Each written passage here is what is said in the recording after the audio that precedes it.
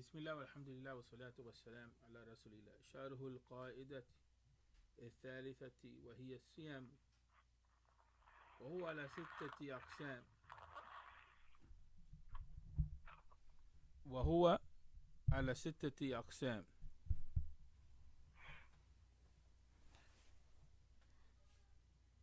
So here, Qadi Iyad, once again, to review a little bit. Qadi Iyad is what? Indicating to the fact that there's 5 Qawaid. We usually translate them as pillars of the deen. To deny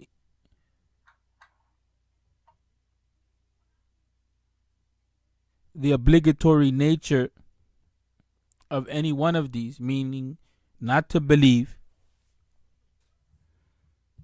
or to reject intentionally,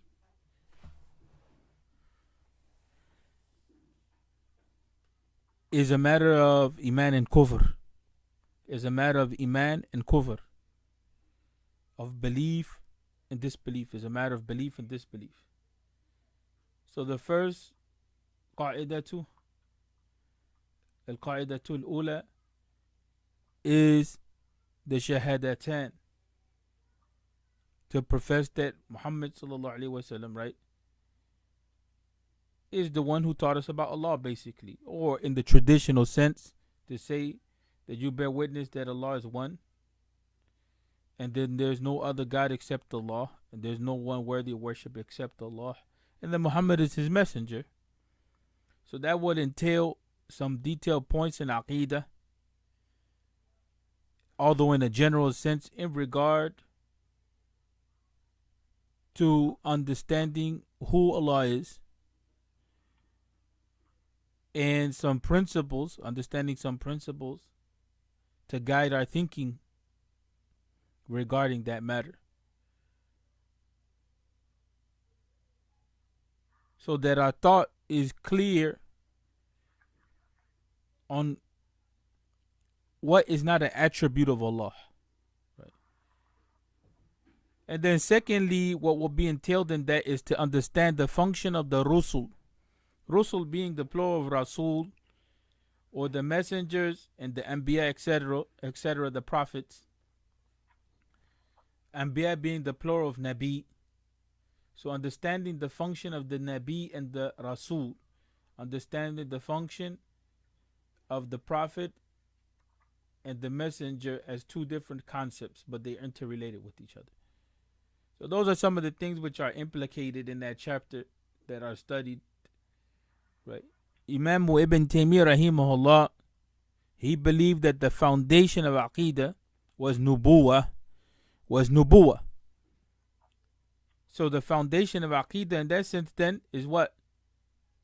To ensure that you have a solid understanding of the role of nubuwah, because we can't come to a clear understanding of who Allah tabaraka wa ta'ala is except that we understand the purpose and function of nubuwah, and then we assent to it.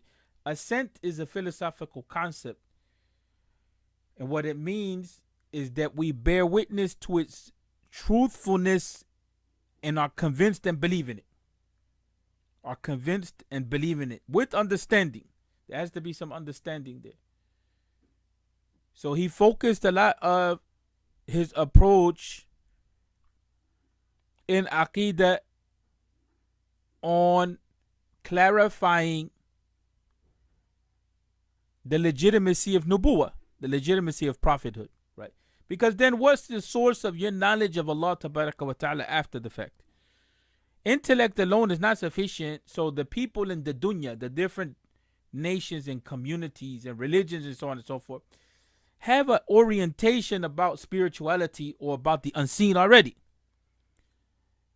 Right, so you have different interpretations about what the role is of the universe in relation to the human being, and what the role is of the human being, and is the human being part of the universe or not. You have these type of concepts already out there. So nubuwwah then what it does is it perfects that which the intellect has arrived to That which your mind has thought about to some extent, or human intellect has achieved in regard to who Allah is. It clarifies misconceptions of the intellect, and it refines that which the intellect has gotten correct. But there's no way that we can come to an understanding of who Allah is with clarity and perfection except by way of revelation. That's why nubuwah, prophethood, becomes very important. And then secondly, he talks about the relationship that the human being has to the Creator, to Allah tabaraka wa ta'ala. And that relationship is one which is most manifest after the proper belief in Allah tabaraka wa ta'ala and the proper understanding of who Allah is in our relationship to Him is manifest in an act, right? And that action is salah. So our relationship with Allah tabaraka wa ta'ala, to clarify, is manifest in salah. In salah, then we submit to Allah. And salah also comes from a word like sila, is a relationship that we have to Allah. It's our communication line, in other words. It's the means by which we talk to Allah tabaraka wa ta'ala.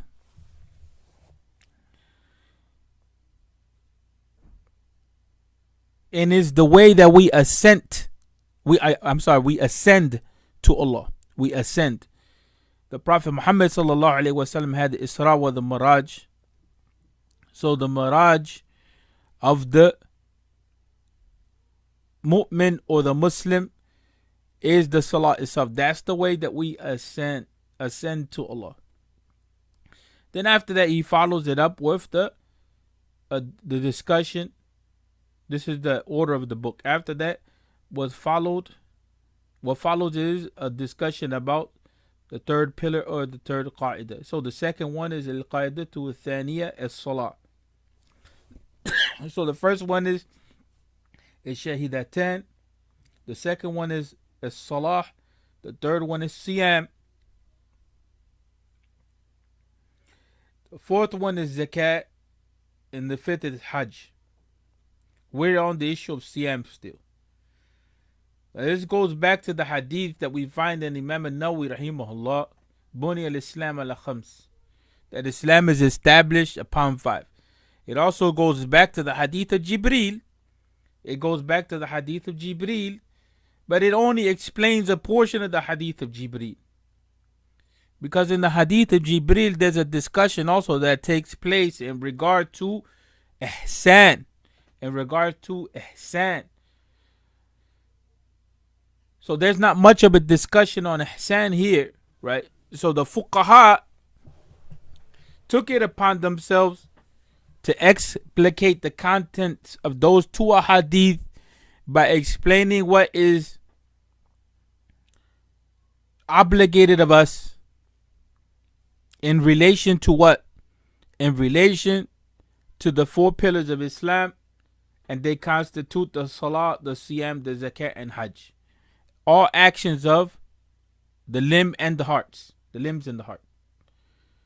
In other words, those are acts of ibadah that encompass the whole of the human being, the heart as well as the body, right? The inner reality and the spiritual reality. But the fuqaha don't take it upon themselves to go deep into a discussion about the life of the heart, except if they're influenced by that type of discourse. But this is also because the ulama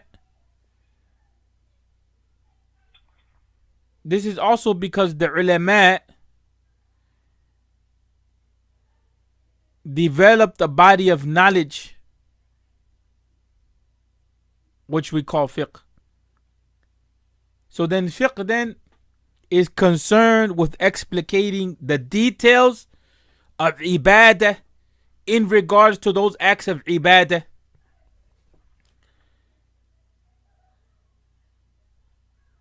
which lead us to Allah tabaraka wa ta'ala and are commanded by the Sharia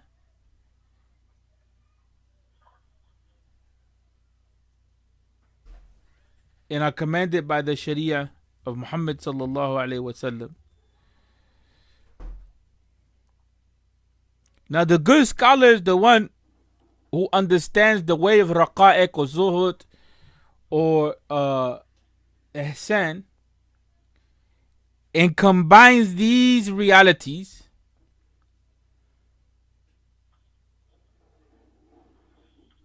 especially in regard to salah in a discussion on khushu'.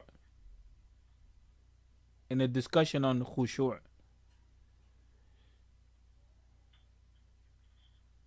The raqa'iq pertain to those matters which what?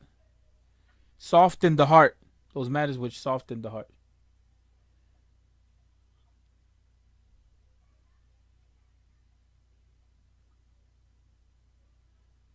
And ihsan has a lot to do with the presence of the heart.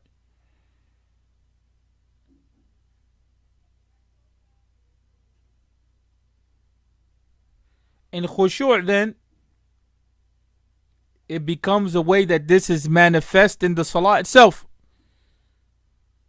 Khushu' is like a spiritual humility, so to speak, before Allah. It's not just a physical humility. Physical humility is that what? You go into sujood in salah. So good fiqh combines those things. And good fiqh also ensures that what's communicated is something that's agreed upon, or at least close to being agreed upon, with solid dalil, solid evidence, and can be found clearly in the books of hadith. You have some practices that can be found in the books of hadith only by way of interpretation. You have to interpret the hadith in order to come to a conclusion in regard to that practice. So we see certain forms of dua, etc., being made, and those are dua or addi'ah that were not necessarily practiced by the Prophet Muhammad himself, but those dua that are kind of super controversial, right, goes back to an interpretation on a hadith, or a series of hadith. But in da'wah, when we use the Qawaid of Qadi Iyad as a textbook to teach, we want to ensure that the muhaddith Qadi Iyad, he gives us a system that's rooted in the sunnah itself to be able to communicate to the people, their deen. So it's important to follow that what? That gradual approach, that systematic approach, which considers what comes before what. In other words, it considers an understanding of priorities. So in the chapter of fasting then, Qadi Iyad, he gives you in a simple manner, clear manner, that was the purpose of writing the text, an introduction into the act of ibadah, the pillar of Islam, which we call siyam. So before going into what types of fasts are obligatory, he explains to you that there's 6 category takes a hukum shari'i, takes a ruling in the sharia. So the first is wajib, the category of that which is wajib, that which is obligatory. And for the majority of the ulama, to the exclusion of the ahnaf or the Hanafis, wajib and fard mean the same thing, means an obligation, must be done. The rejection of it intentionally leads to kufr. So it's an action that has to be undertaken and practiced. Right. And there's details to that become more manifest and clear and reading the books of usul fiqh and their definitions for wajib, etc., etc. And sometimes the madhahib have some nuanced points that they make in regard to these issues. And that's why we see that tariq as-salah, the person who does not uphold the pillar of Islam in relation to salah, there's differences of opinion regarding his status in Islam. Is he a Muslim or not? Right. That's a nuanced, a detailed issue that you find in regard to how the ulama understand the obligation of wajib, or how they understand these qawaid, or these pillars.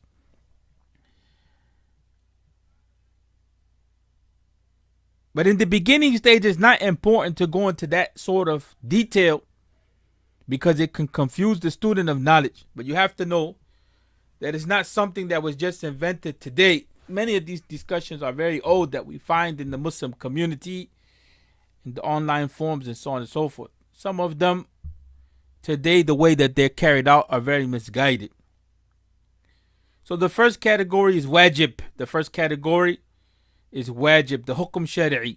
So we have a whole series of fasting that are considered obligatory fasts. And then the next category is sunnah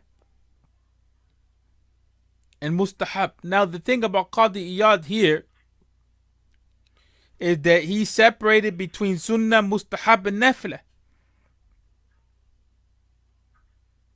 He separated between these three.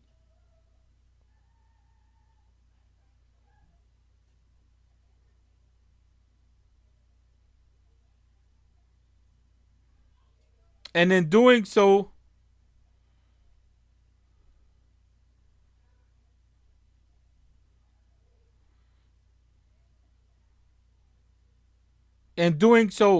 he gives us a certain insight into the way that he was thinking, because this is somewhat unusual.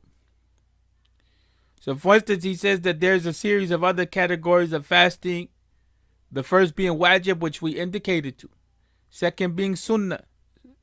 Sunnah meaning that action which the Prophet Muhammad sallallahu alaihi wasallam practiced with some frequency and consistency. Then after that he says mustahab. That action which is recommended to perform. And then after that he says nafilah. That means you're going beyond what's obligatory. You're going beyond what is recommended to you. You're going beyond what the Prophet Muhammad sallallahu alaihi wasallam did with frequency. The nafilah is like you just decide you want to fast one day. It's not like fasting on Thursday or Monday, that type of thing. It's not like fasting the 3 white nights. It's not like fasting Yawm al-Ashura. It's not like fasting in Sha'ban.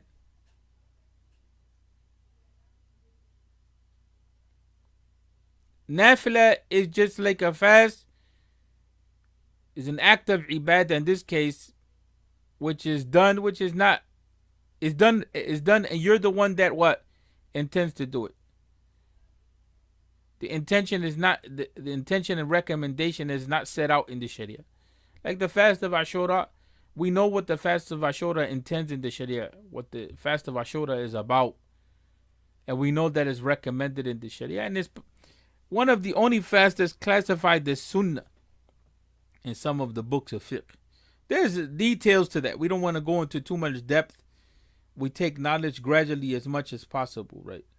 But it's to note that Qadi Iyad then has 1, 2, 3, 4, 5, 6 rulings here.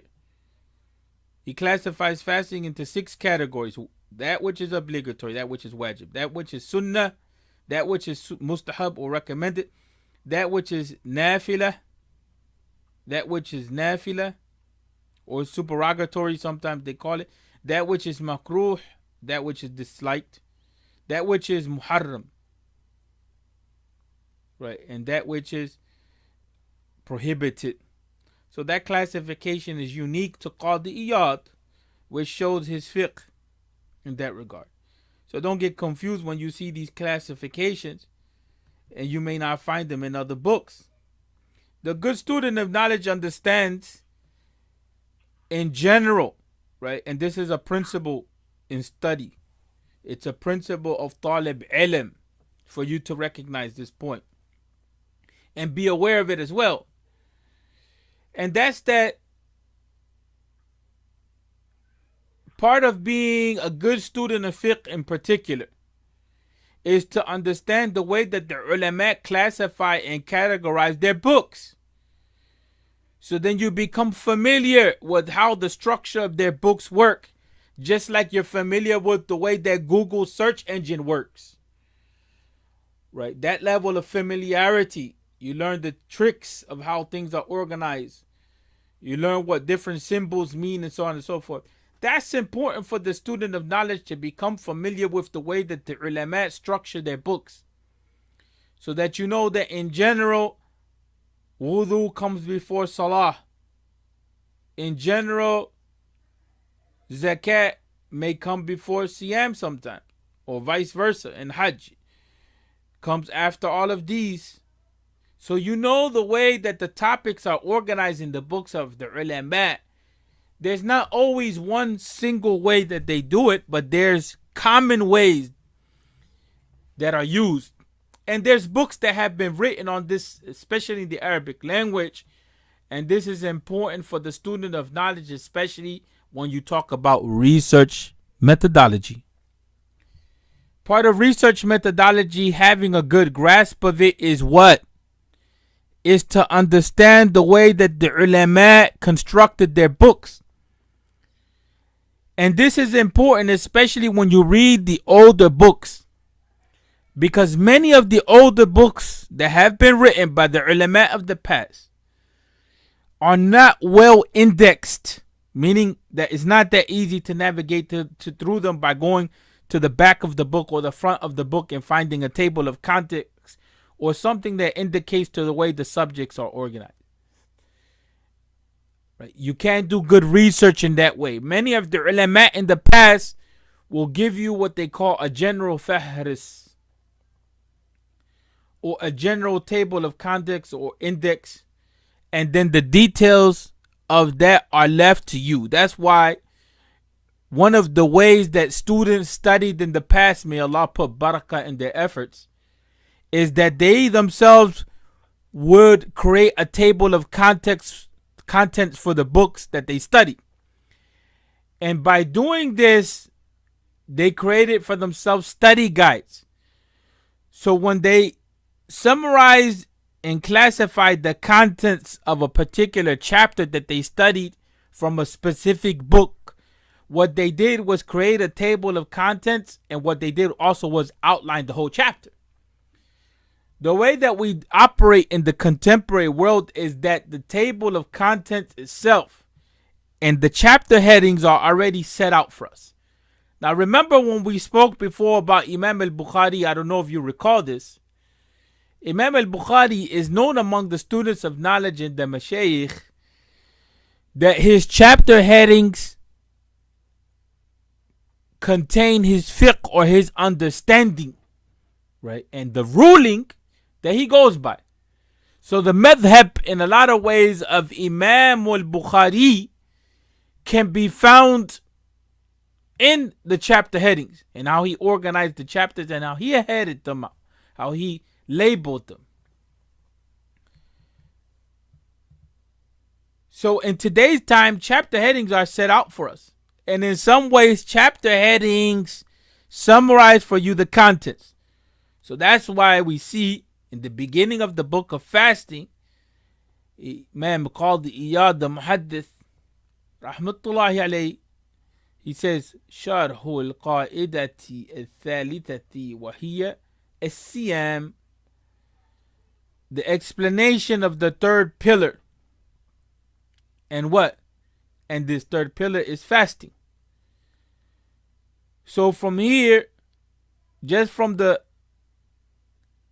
label that we have, we see that he's going to explain what it is that is entailed in understanding what the third pillar of Islam is, fasting. he proceeds to generate another title, subtopic. And he says that, okay, there are classifications to fasting. Fastings are not all of the same type. So from there we get a fiqh. We get a fiqh. We get an understanding of what fasting is. The first thing is that not all fasts are at the same level. Not all fasts are at the same level. Fasting takes on different classifications and categorizations, so to speak. And so then we begin to know then from there what type of ruling the classifications get. So the first one is that which is obligatory, and then he classifies it. Right. He categorizes it and then he classifies it. The first categorization is that of wajib. Then he classifies. He says there's 10. He puts them right into a class.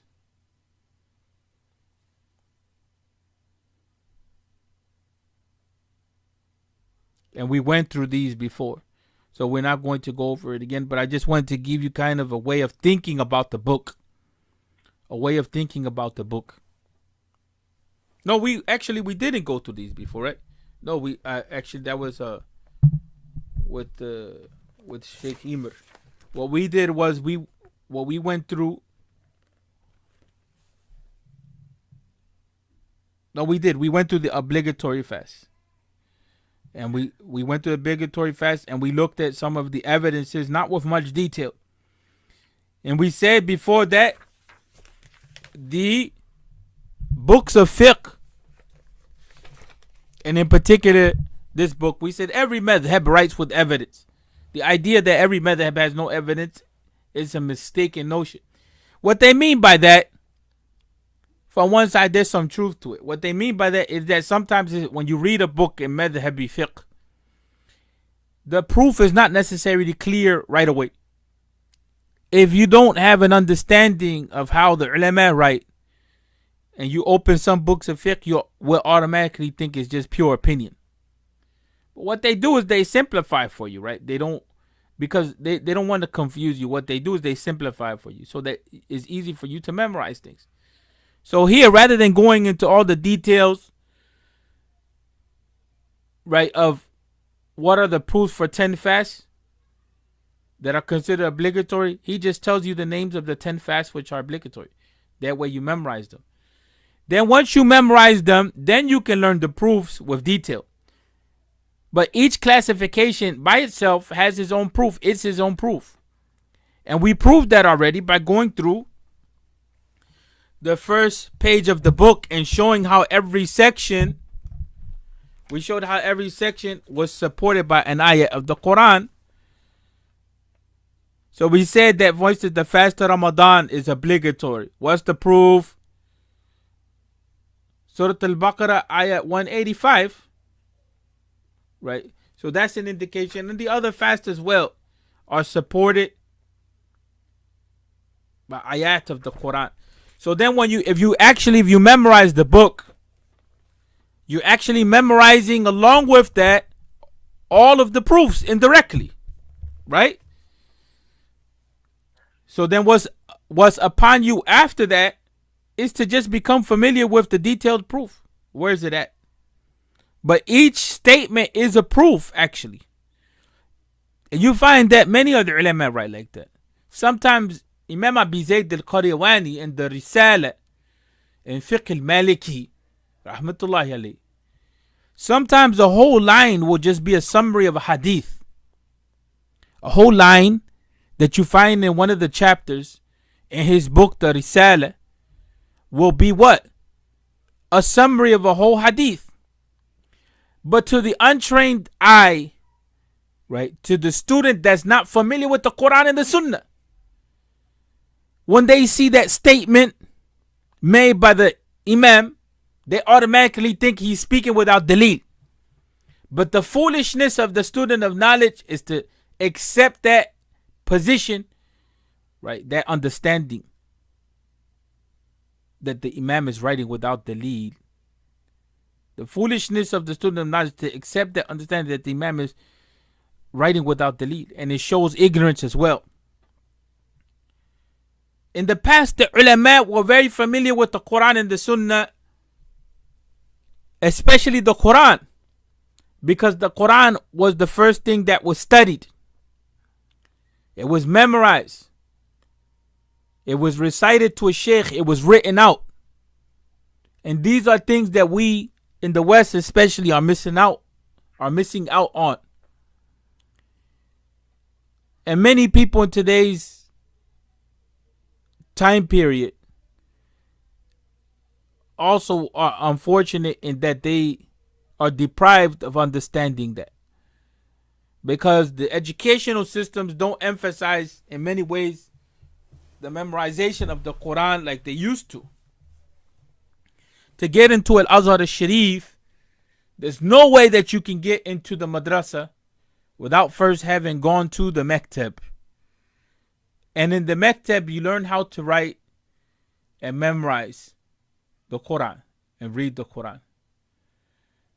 You learn basics.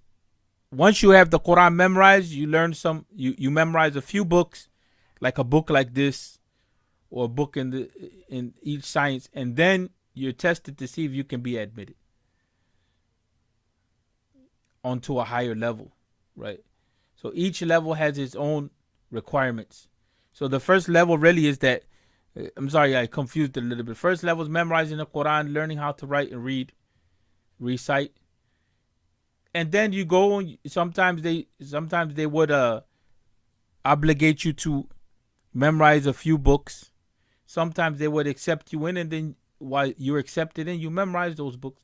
Then later on, as you progress, the teacher gives you an explanation. And that's why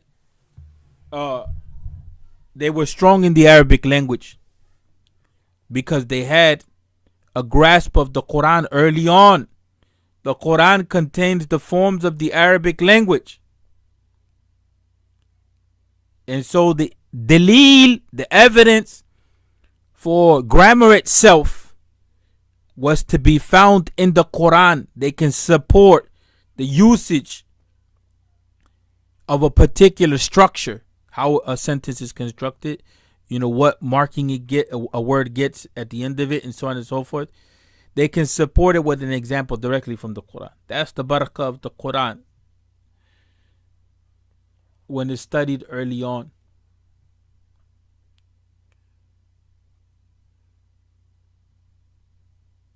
That doesn't mean because we don't start at a young age, we have this misconception, some of us, that if we start studying late in life, then, it's very difficult. It is difficult, but that doesn't mean, that we can't focus. It just means that, we have to get what we need from the foundations really fast, really well, and then focus on that which will take more time. Hifz of the Quran takes a lot of time. So it's good to memorize like Juz Amma, and then you focus on, because Juz Amma contains most of the principles of Tajweed, with the exception of a few rules. And then focus on, like a basic level Islamic studies program. Get everything that you need, and then while you're doing that, little by little, continue to what? Memorize. That way you satisfy your thirst for knowledge, and you're getting knowledge systematically, and you're also grounded in the Quran, right? And it doesn't matter what language you study. And some people want to study everything in the Arabic language, right? And this is a big mistake that they make, because they make it difficult upon themselves. That means in order for them to learn some hadith, in order for them to learn how to pray salah correctly, in order for them to learn aqidah soundly, in order for them to become familiar with the Prophet Muhammad, etc., in order for them to learn some rules that they have to respect when it comes to interpreting the Quran and interpreting hadith and coming to a conclusion in fiqh, they have to wait until they get a great grasp of the Arabic language in order to learn all of that. So that could be years. And most of the non-Arabs, they study in their own language. Look at what goes on in the Indo-Pak subcontinent, along with Bangladesh in Kashmir and the other places. They study in the language that's familiar to them, and they learn Arabic along the way. In that, they're a good example, right? And in South Africa, they're beginning to do something like that as well, learning in the English language, and then learning Arabic as you go along. Some people put Arabic as the number one priority, and it does have priority, but they miss the point on other issues, right? You can learn, you can if you learn some things in English really well, it will support you and help you when you learn Arabic, because then you know what the teacher's talking about. You know the contents, right? You know the contents. So if the teacher is teaching you the seerah of the Prophet Muhammad sallallahu alaihi wasallam as a way to learn Arabic, right? If you're looking at the seerah of the Prophet Muhammad as a way to learn Arabic, there's a similar example to this, like for instance, Qasas al-Nabiyin by Abu Hassan al-Nadwi.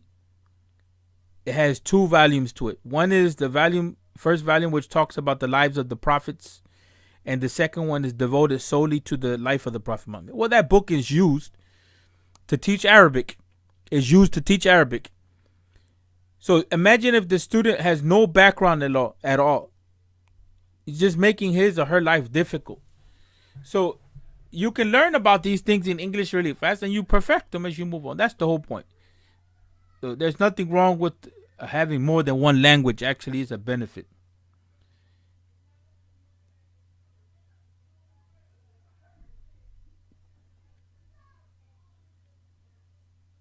And so now we move on to those fasts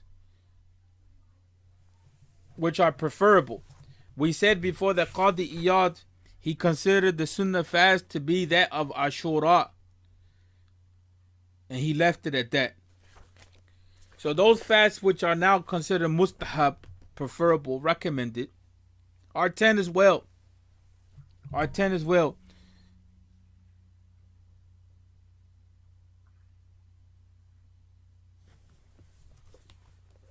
And they are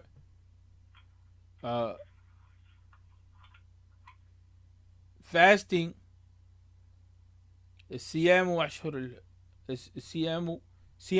الحرم, fasting in the prohibited months. Fasting in the prohibited months.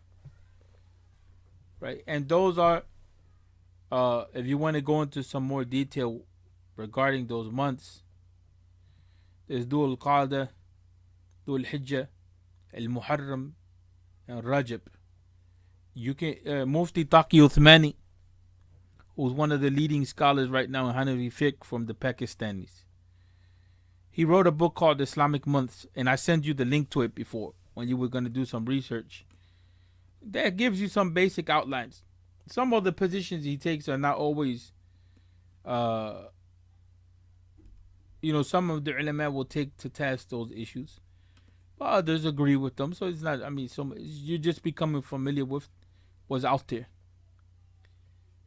You're becoming familiar with what's out there. He's a scholar of repute. But that text, Hafidhullah, that he wrote, it gives you some detail on the Islamic months or the Islamic calendar. Right.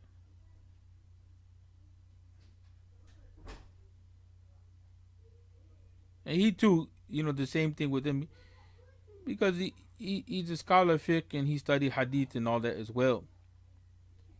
But what he's a specialist in is more in economic fiqh. That's what he's known for. The things that he says it has evidence to it. It may not be agreed upon by other ulama, but it has evidence. So we have husn al-dhan, a good opinion with the ulama.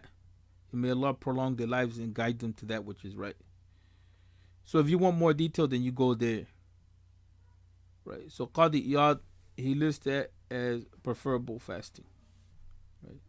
Then fasting Sha'ban. So the first, what you write for the first fasting, the haram months or the prohibited months, I prefer the prohibited months.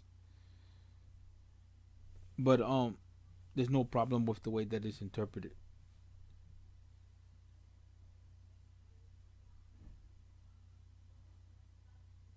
So uh, there's a hadith encouraging the fast.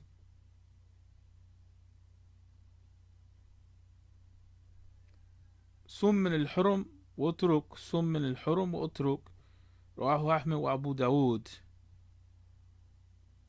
Are you there with me still? So there's a hadith to support that. You right next to the line that there's a hadith in Ahmed and Abu Dawood. Fast from these months and then don't fast. In other words, fast from these months and then don't fast. So that's to show you then too exactly the point that was made before. The ulama right with evidence, but it may not be evident to those who are not familiar with the way that they write. So underline, they simplify for you. So in saying fasting, the preferable fast is fasting the haram months. He's summarizing a hadith for you, which is found Bukhari and Muslim. You still there or you tired? Did you fall asleep? Okay, then the second one is fasting Sha'ban, and this is based on the Bukhari in a hadith that's in Bukhari and Muslim.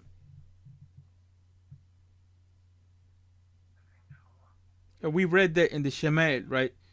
We read some of the details of the fast of Sha'ban and why it is that month was one of the months which the Prophet Muhammad sallallahu alaihi wasallam fasted. At least according to one opinion. Mawlana Zakaria rahmatullahi alayhi, he gave some ta'wilat, some interpretations as to why Sha'ban was a month in which the Prophet Muhammad sallallahu alaihi wasallam fasted with some consistency and fasted the majority of the month. Why is it that he did it in that month and not other months? Then the first 10 days of Dhul Hijjah is a recommended fast. First 10 days of Dhul Hijjah.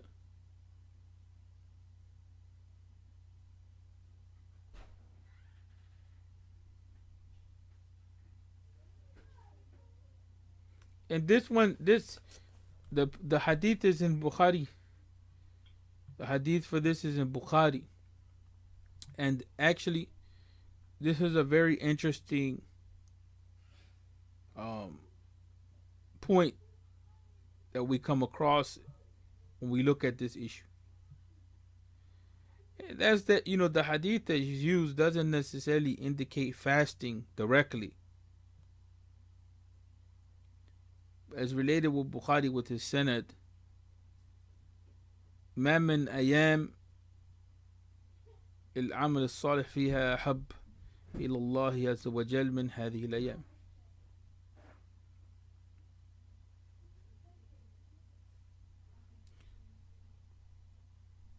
ما من أيام العمل الصالح فيها أحب إلى الله عز وجل من هذه الأيام.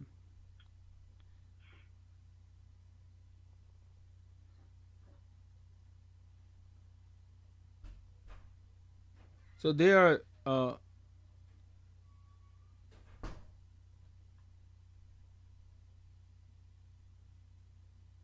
to summarize, these are days in which doing good deeds, right? We're not translating the hadith literally, we're just getting to the point. These are days in which doing good deeds at this time is something which is beloved to Allah. So there's no mention directly of fasting here, right? And what's meant is the first 10 days of Dhul Hijjah, or from Dhul Hijjah, the month of Dhul Hijjah. So then here, from the fiqh of the Imam, is to note that fasting during this time is preferable. You see the point? So making dhikr during this time is also something that's recommended. Reading the Quran is something that's recommended. Charity is something recommended. increasing ibadah is something that's recommended. But for here, for our intents and purposes here in this chapter, we gain an understanding of this hadith. The fiqh of this hadith, according to the Imam, then is that fasting during this time is something which is recommended. Right? And then the day of Arafah is another fast that's recommended. And that is based on the hadith found in Muslim. صوم يوم عرفة صوم يوم عرفة يكفر ذنوب سنتين ماضية ومستقبلة. For the person that's not in Hajj, there's debates about whether it should be fasted during Hajj or not fasted during the Hajj among the scholars of fiqh, among the madhahib. Here is listed as not. Here is listed as for the person that's not in Hajj, to fast the day of Arafah for the person that's not in Hajj. Sorry, I'm a little tired, so my reading is a little off. And that's to fast the day of Arafah because it's a day in which sins are forgiven, right?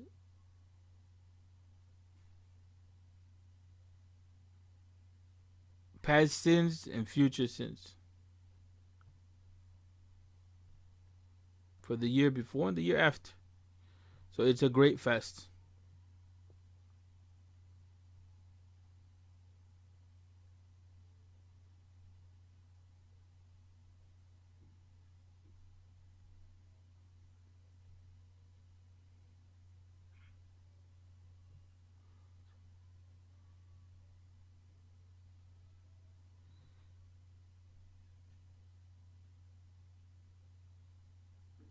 And then after that, the 3 days in every month are fast, which are recommended. And that's based upon a hadith found in Nisa'i, Sunan al-Nisa'i, in Sahih ibn Hibban.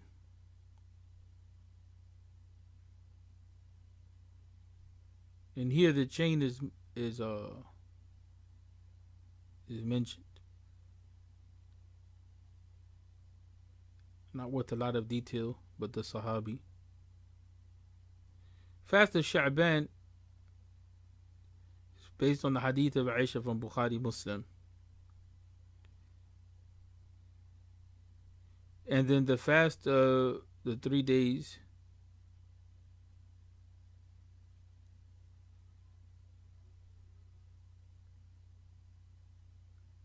is based on the hadith of Abi Dhar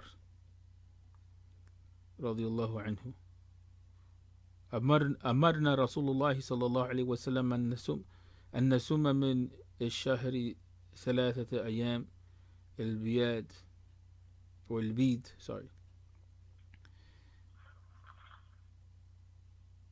13 14 15. So the 13th, 14th, and 15th. وقال هي كصوم الدهر رواه النسائي وصححه Ibn Hibban. Ibn Hibban, some of the ulama, they critique his tashihat. They critique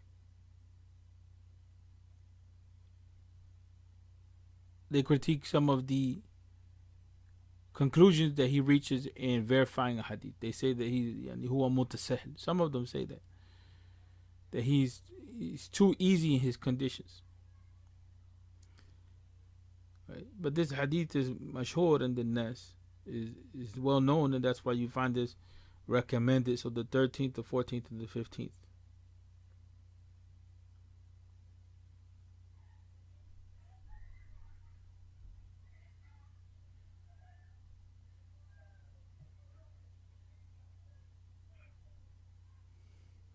Unfortunately, the Arabic that I have for this, it has sometimes it's not easy to read because on the typeset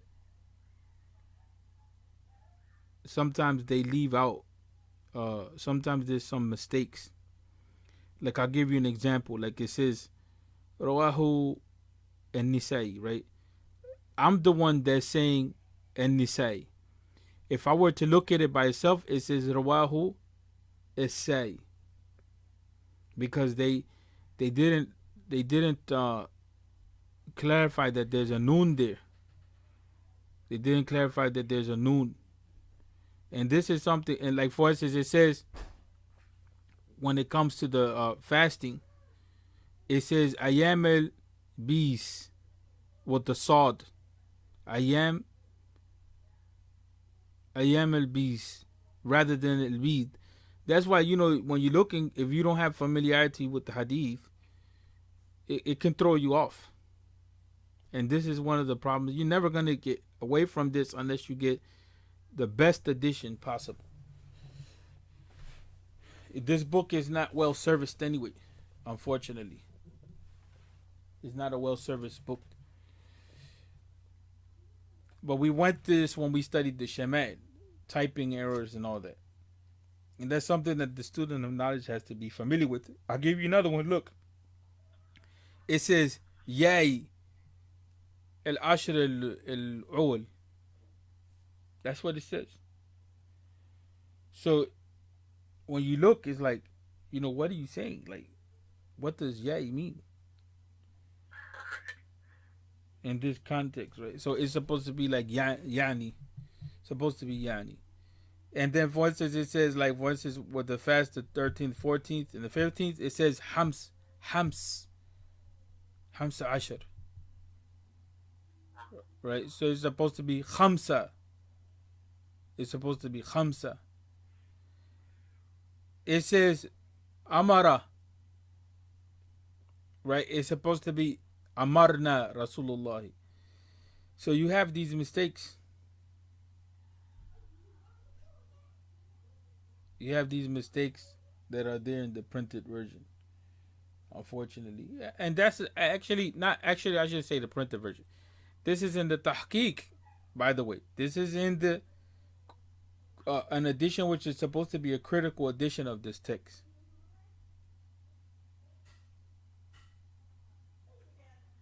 So the student of hadith is supposed to be one that's very particular about writing things carefully, and the whole concept of double, of ensuring that things are verified and the word is distinguished as what it should be and written how it should be, and getting the proper diacritical marks.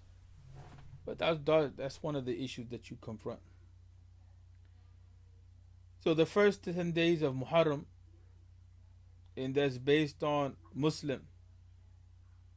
Now, one of the interesting things here is that there's an emphasis on Muharram, because we already mentioned Muharram, didn't we? We mentioned it indirectly. Where did we mention Muharram?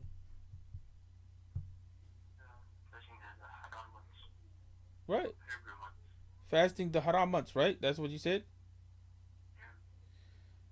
We already mentioned Dhul Hijjah as well, right? First 10 days, right? Huh? So here he's emphasizing, that shows you the fiqh of the Imam. He says in general, fasting these months, and then in specific he's giving you some indications of the importance of these days. And then the 5th day of the week, which is Thursday, 2nd day of the week, which is Monday, and that's based on the hadith in Ahmed, Musnad Ahmed.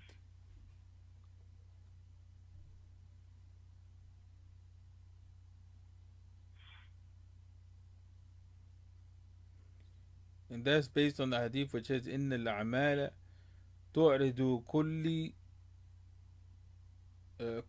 اثنين وخميس فيغفر الله لكل مسلم أو لكل مؤمن إلا المتهاجرين فيقول آخرهما.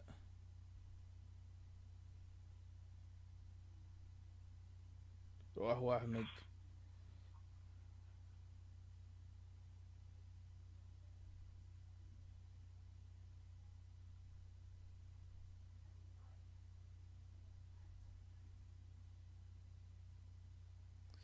And that's based. That's another thing is that here this hadith also is a general hadith.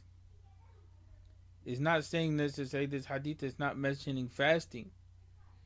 It's mentioning the fact that every Thursday, every Tuesday and Thursday, deeds are presented to Allah Tabaraka wa Ta'ala.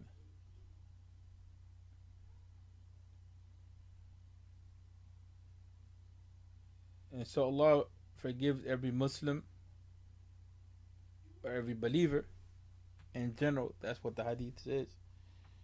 So then the fiqh of the Imam is that, okay, on these days, how he understood the hadith is that on these days you should fast. Right? But again, this is one of those things which is can be verified and corroborated with other ahadith, but here it's just indicating the proof that we're given anyway by those who edited the text.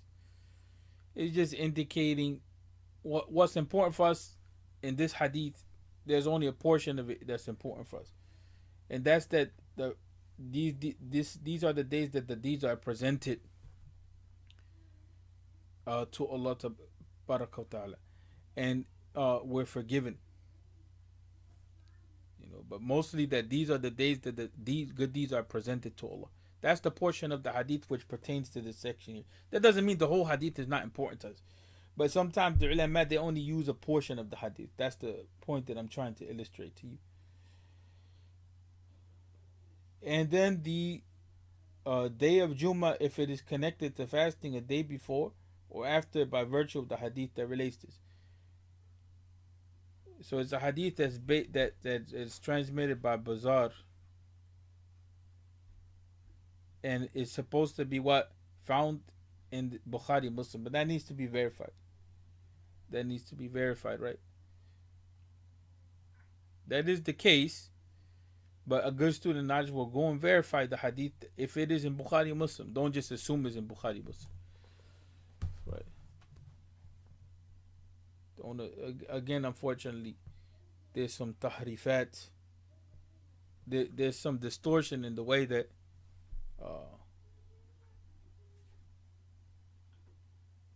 the print presents some issues. Now, in the Maliki madhab itself, now Qadi Iyad here shows a difference of opinion, because in the Maliki madhab itself, there's no problem with fasting Jummah by itself. But Qadi Iyad, he's preferring the hadith here. And they have an illah for that. They have a rationale why that's allowable. We're not going to go into that right now. But the important thing is to understand that Qadi Iyad, rahmatullahi alayhi, in this case, he's preferring the hadith to the position in the madhab. That doesn't mean the madhab doesn't have a hadith as well. We already covered this. But he's preferring a different position. Then the last fast is the 6 days of Shawwal. If they are fasted because of what has been related regarding their excellence, but it is not to be made a sunnah. See that? See that? And that's now there he goes with Malik, because Malik did not recognize the fast of the 6 days of Shawwal. That's based on a hadith which is found in Muslim. Not that Malik said this, but the 6 days of Shawwal, if they are fasted. The fasting 6 days of Shawwal has a proof to it. The proof to it is a hadith which is found in Muslim.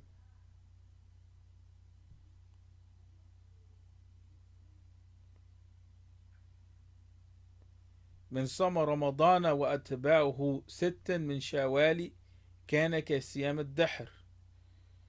The person who fasted Ramadan and then followed up the fast of Ramadan, fasting 6 days in Shawwal, is like fasting for an eternity. And that's a strong hadith.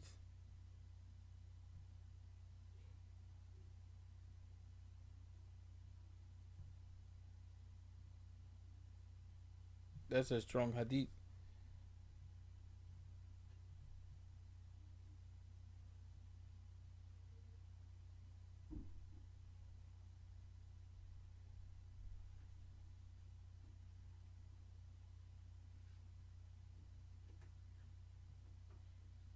And then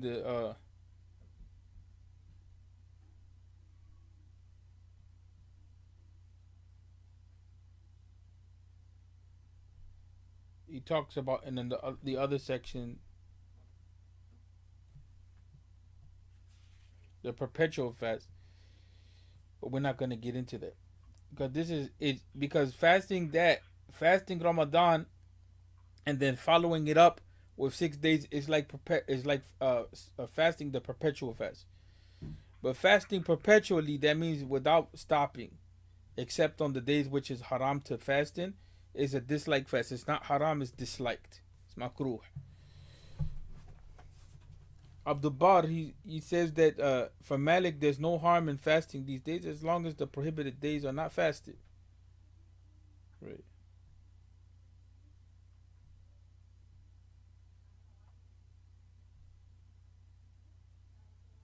So the person of strength can fast the perpetual fast, but here the preferred way here is being indicated too. In this case, what constitutes a preferable fast? To do it in this way is preferred. To fast the Ramadan and then what? Follow it up with 6 days. Now Malik, he didn't recognize the fast of the 6 days of Shawwal, and he demonstrated his prohibitive dislike, according to Abdul Bar. Malik also did not recognize the fast of the 3 white nights, according to Abdul Bar. Right? That's in the madhab, according to the opinion of, according to the narration of Abdul Bar.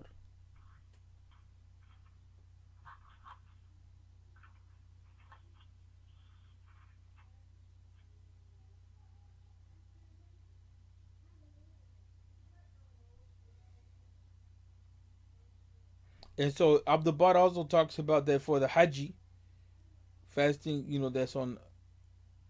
that's in Arafah, that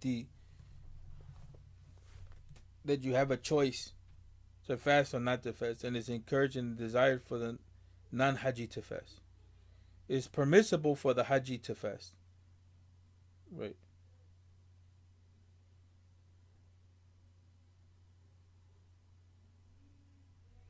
Abdul Bar, he relates an opinion to that effect in the Kafi. The Muhaddith al-Jalil, the Fiqh,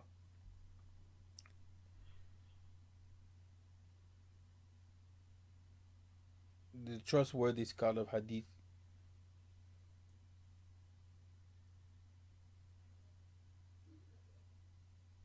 So those are some of the opinions that you find in the madhab overall, and then how you see how Qadi Iyad on some points he took a different stance, a unique stance. But these imams like Hafiz Abdul Bar and Qadi Iyad, these are imams in their own rank. They're mujtahidun in the madhab itself, and they're strong. You can't just set them aside because of the fact that they have so much experience with hadith and fiqh. So much experience with hadith and fiqh. They have too much experience with it. I hope that Allah Tabaraka wa Ta'ala make dua that Allah allows to do some work with this book so that we can perfect it somewhat. Because the English needs some perfection. We need to add these evidences to it. Some things need to be explained a little more. We need to bring it from other books and so on and so forth. In order for the book to be even more beneficial than what it is. It's already beneficial, but it needs to be clarified. Unfortunately, the only Arabic that I can find version of this book has some deficiencies, and I'm tired. And then reading it, you have to really focus. Unfortunately, may Allah forgive me for my deficiencies. So in any event, we'll stop there, inshallah. May Allah put barakah in our effort. Even though we didn't cover the whole page, at least we covered all 10. We summarized some of the other points. Okay, and we'll continue from there. اللهم بارك في أعمالنا وفي أقوالنا وفي أوقاتنا وفي آل بيتنا. كن معنا ولا تكون علينا عبدا. اغفر لنا ذنوبنا، اغفر لنا ذنوبنا، اغفر لنا ذنوبنا. وبارك في شهر رمضان، وبارك في شهر رمضان أعمالنا.